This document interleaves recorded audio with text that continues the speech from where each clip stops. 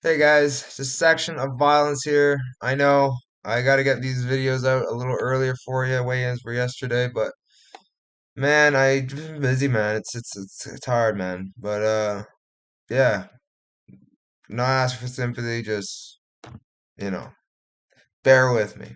I'm trying. So let me make this quick and easy for you. Make it 5 minute quick. I don't want to go into depth with these fights because they really don't need to be put into depth. This card is pretty ass, not gonna lie. But yeah. Michael Leal versus Daniel Cooper. Two guys, unknown. Don't know who's going to win. Could go either way. Pass. Trevor Loken, Ligiao Guerrera. Trevor Loken is not fighting him. He is now fighting I can't even remember his last name. Something. He's fighting at Jackson Wink. He should have beat Jimmy Rivera, but they gave Jimmy Rivera the win. Anyways, he's gonna beat Loken. He should at least. He's sitting around negative 175 right now, so if you want to hop on that, bet online AG. Moving on, we have Derek Gates versus Solon Staley. I had Gates originally at plus 240, but then I don't know. I just kind of had to get out of this bet. It's too ugly of a fight. I don't want any part of it. Moving on, we have Truck and Carlson versus Deshaun Middleton. Deshaun Middleton, he's not good. Truck and Carlson is a bit of a beast in this sport. I don't know about MMA, but in this sport, he's been looking pretty good, very aggressive. I think he's gonna get him out of there in the first or second round. Trucker, he's probably my lock of the card. Trucking is. Moving on, we have Samuel Samples versus Derek Perez. I have Samples. I just think he's gonna be too dangerous for Perez. Perez looked good against a guy who's literally terrible, so it's easy to look good when you're fighting a guy that's not good. And he got hurt and wobbled in that fight. So I just think Samples gets him out of there. And I think Derek Perez can be also one of those guys that just gets beat up all the time. So I'm going to go Samples here. Pretty easy pick. Moving on. Brandon Bouchard versus Joshua Mayer. So this is where it could become very tricky. Because honestly, I don't see Bouchard losing this, but at the same time, I do because Josh Mayer isn't good, but he won't quit if that makes sense. He has to be really hurt before he quits. Brandon Bouchard, he doesn't deal with pain well. Um, I think this could be close. The lines are off.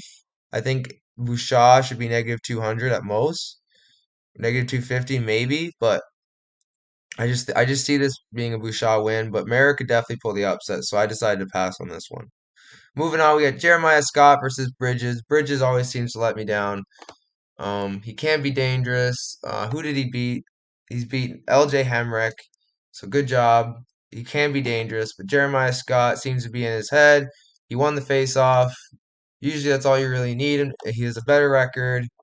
He lost Worthy. Big deal. He beat some other guy. Like he didn't, you know what I mean? He took good guys to a decision. I'm gonna go with Jeremiah Scott here. It seems like a pretty free pick. Moving on. We have Jeremy Holloway versus Cameron Van Camp. I like Holloway here. But it's tricky, man. Holloway,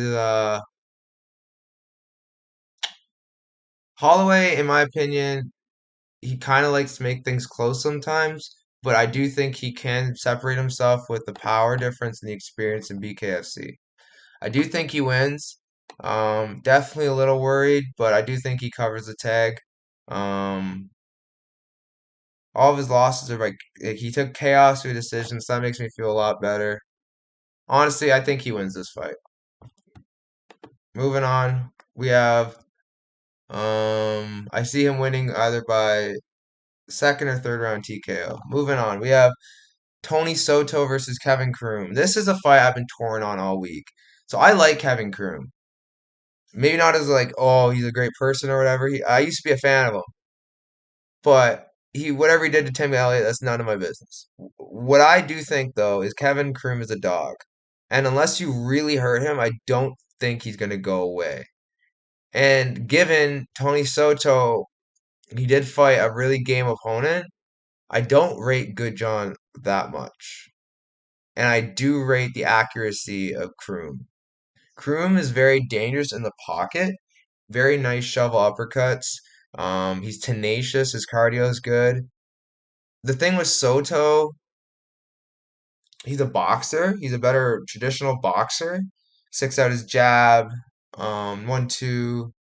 He's very decent. I do rate Soto a little bit, but I'm just gonna have to side with Kroom here. I know it's not a popular decision, hence why I'm very low confidence, but I do think Kroom pulls the upset here. Something in my gut's telling me Kroom. I'm gonna have to ride it out. Could look like an idiot here, but I don't care. Moving on. Reggie Barnett Jr. versus Keith Richardson. So I got Reggie at plus value when the odds opened. I do think Reggie wins this fight. Keith's too hittable. The close fight. He had a close fight with really close fight with someone who, in my opinion, isn't maybe is tougher than he may be tougher than Reggie maybe, but as far as uh as far as skills, I do think Reggie's a better boxer and better for bare knuckle. I'm gonna go with Reggie here, but man, he could lose this. I'm not saying it's a landslide victory. I just see Reggie being able to stay composed and win this fight. He could get caught, but I doubt it. We'll see though. You never know. Definitely gonna be a fun one for sure. But yeah, guys, my top five picks are gonna be number one, Truck and Carson. Number two, Samples. Number three, um, uh, man, this is hard. I'm gonna have to go with man. I'll go Jeremy Holloway. Number four, Jeremiah Scott, and number five, Reggie Barnett.